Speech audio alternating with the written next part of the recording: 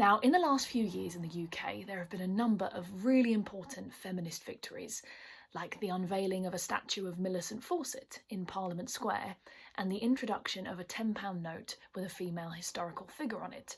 And that woman is, of course, Jane Austen, of whom I'm an enormous fan. And I've just finished reading her unfinished novel Sanditon, which their ITV drama is based on, that I would really recommend watching if you haven't already.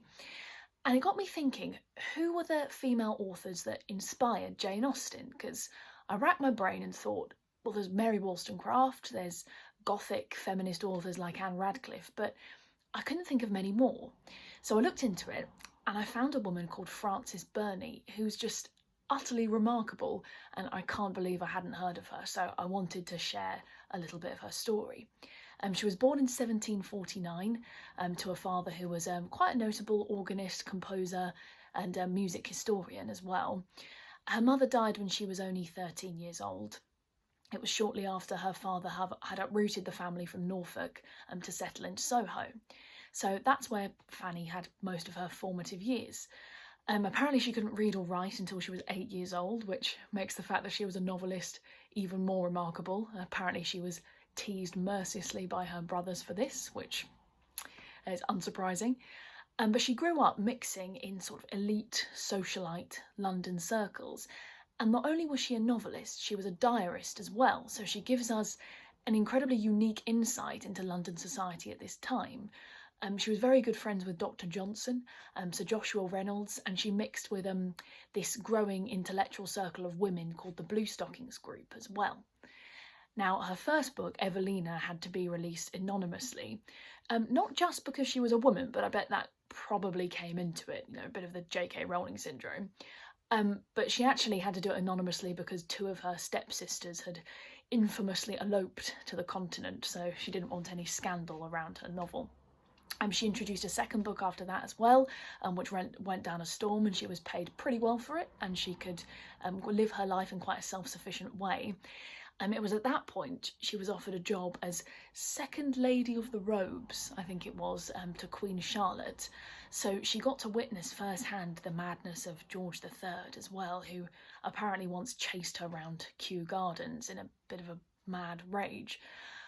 She then went on to get married at the age of 41, and she kept writing, and in one of her later books, published in the 1790s, a young Jane Austen was one of the subscribers. She's also been called the mother of English fiction by Virginia Woolf. So that's two really notable authors that have been influenced by this woman who, frankly, isn't particularly well known, or nowhere near as well known as she should be. So clearly she deserves far more recognition than she has.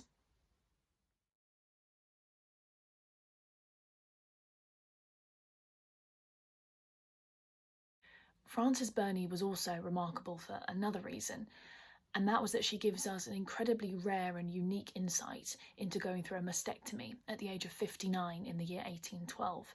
So I'd like to share a short extract with you from a letter that she wrote to her sister Esther that describes in detail what she went through. When the dreadful steel was plunged into the breast, cutting through veins, arteries, flesh, nerves, I needed no injunctions not to restrain my cries. I began a scream that lasted intermittently during the whole time of the incision, and I almost marvel that it doesn't ring in my ears still. So excruciating was the agony. When the wound was made and the instrument was withdrawn, the pain seemed undiminished, for the air that suddenly rushed into those delicate parts felt like a mass of minute but sharp and forked poniards that were tearing at the edges of the wound. But when again I felt the instrument, describing a curve, cutting against the grain, if I may so say, while the flesh resisted in a manner so forcible as to oppose and tire the hand of the operator, who was forced to change from right to left, then indeed I thought I must have expired.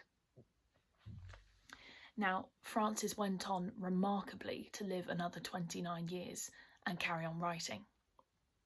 If you'd like to know more about her, I'd really recommend the chapter in Jenny Murray's book, A History of Britain in 21 Women.